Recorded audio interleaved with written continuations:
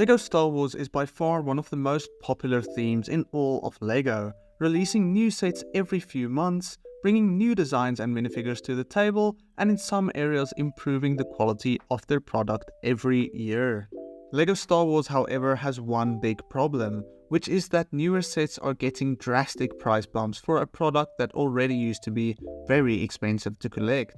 The August wave of LEGO Star Wars sets is around the corner, with several questionable prices, and the first wave of 2025 sets have been rumored as well, with even worse price tags. And today I want to talk about these sets and whether the seemingly ridiculous prices are justified or not. The first set I want to talk about is the already fan-favored Jedi Bob Fighter, based off the Rebuild the Galaxy LEGO show. The main attraction of this set is of course Jedi Bob himself, a beloved character first introduced in the 2002 Republic gunship, and LEGO finally listened to the fans and brought him back in his own unique set. The build of this set is however a bit strange. Of course it is a simple Jedi Starfighter as seen many times before, just with an interesting design and a few added details, such as the large thrusters and longer side cannons. Alongside Jedi Bob, we only see one extra minifigure, and that is the Akbar Trooper, which to many is simply a mix of a torso and a headpiece that nobody really wants to see. We also get a brick-built Gonk Droid character, once again something most fans aren't generally so interested in. This is an interesting set with 305 pieces, and it looks worth the purchase, until you see the $40 price mark. $40 for this set might seem fair to some, but considering that Jedi Starfighters used to cost $20 to $30 with better minifigure lineups, this set is a little bit lacking. I think it is a fair price in today's standard. The only issue is that this set needs a third minifigures that fans actually want. Even just a unique astromech droid would be enough to make the price point a little bit more fair. But overall, a set that isn't necessarily bad priced.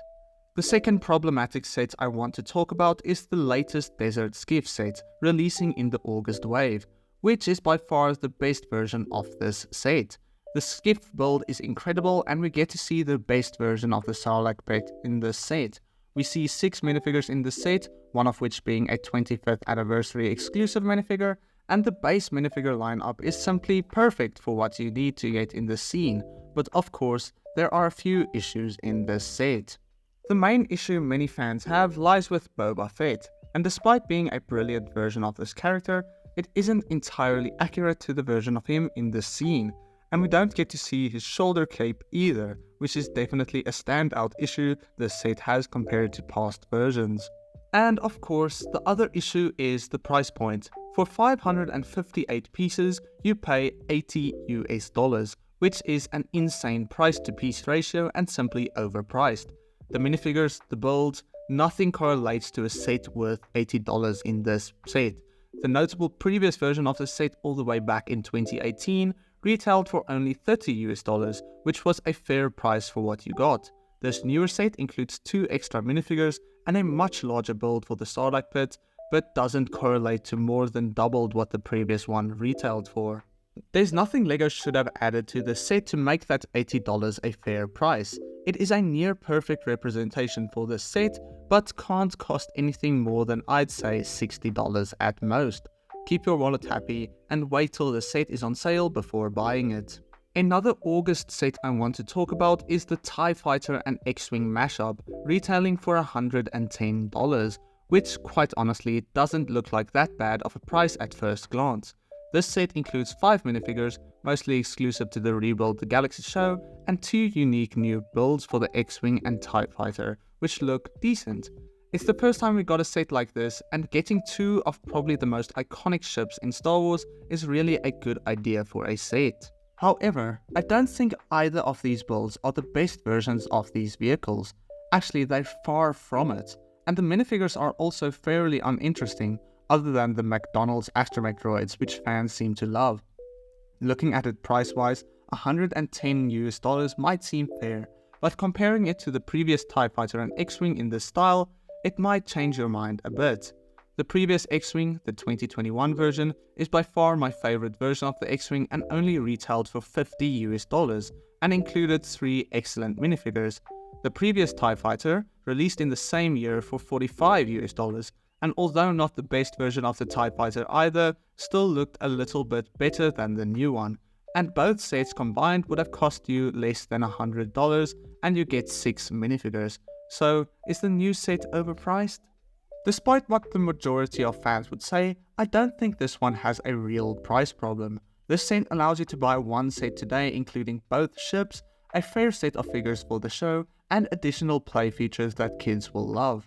It might be a little bit more expensive, but I don't think it's on the level that makes it a real problem. The final set I want to talk about is one we only have a rumor of, and that is the Ahsoka's Jedi Interceptor releasing in January 2025. This set is said to have less than 300 pieces and retail for $45, which is absurd for a Jedi Interceptor, sets most consider to be worth no more than $30 or $35. It is uncertain what will be included to stand alongside this main build, or if we'd see anything else at all, but many hope that the minifigures will justify this ridiculous price. It will have to include Ahsoka, of course, and an astromech droid as well, but fans are hoping we'll see at least 2 minifigures to make this set more worth it. Perhaps a Sarge Ventress or a new Anakin Skywalker. Most likely case, we'll see 1 extra minifigure if we're lucky, and that's it. Ultimately, this one can't be judged fairly until we see the actual pictures, so for now, it seems like a massive price problem, but nothing can be said confirming it just yet. All in all, I think it is evident that LEGO has a price problem when it comes to Star Wars, some sets much worse than others. Let me know what you think in the comments below and consider subscribing if you enjoyed today's video. Other than that, I'll see you in the next one. God bless you. Cheers.